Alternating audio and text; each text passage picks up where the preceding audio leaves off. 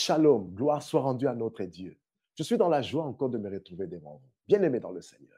Oui, l'année a commencé. Cette nouvelle année est une nouvelle année où plusieurs personnes ont rêvé de cela parce que plusieurs avaient marre de pouvoir continuer à rester en 2024 où il y a eu énormément de choses. Beaucoup de choses se sont passées. Mais voilà que Dieu a permis à ce que tu sois en 2025. Ma prière est que tu ne continues pas à avoir les mêmes attitudes, à poser les mêmes actions que 2024, au risque d'avoir le même résultat que tu as pu obtenir en 2024. Si tu veux obtenir des actions ou des résultats différents en 2025, faudrait-il aussi que tu puisses poser des actions qui sont différentes, afin de pouvoir vivre d'autres résultats.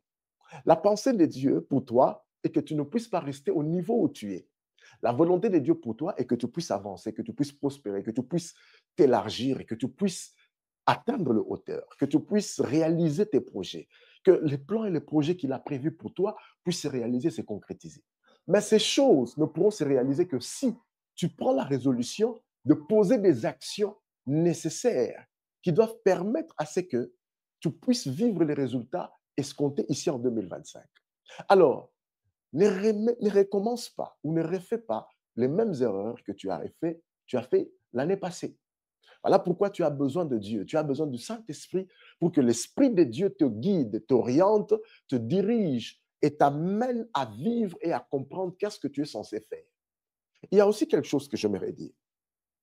Tu t'es lancé dans un projet, dans une entreprise qui n'a pas marché. Peut-être parce que tu avais suivi un tel, tu as suivi. Mais est-ce que réellement Dieu désire à ce que tu fasses ce que tu fais actuellement? Si tel n'est pas le cas, viens dans la présence de Dieu. Il n'est pas encore trop tard. C'est le début de l'année.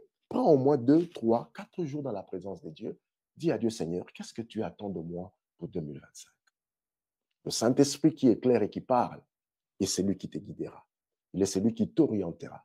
Il est celui qui te dirigera.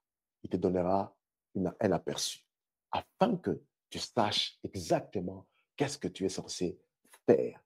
Parce que ton Dieu à toi n'a pas encore dit son dernier mot. 2025 est une année où tu es appelé à prospérer à tous égards, est une année où tu es appelé à vivre la main de Dieu, est une année où tu es appelé à expérimenter Dieu dans une nouvelle dimension, dans une nouvelle phase. Que Dieu te bénisse abondamment.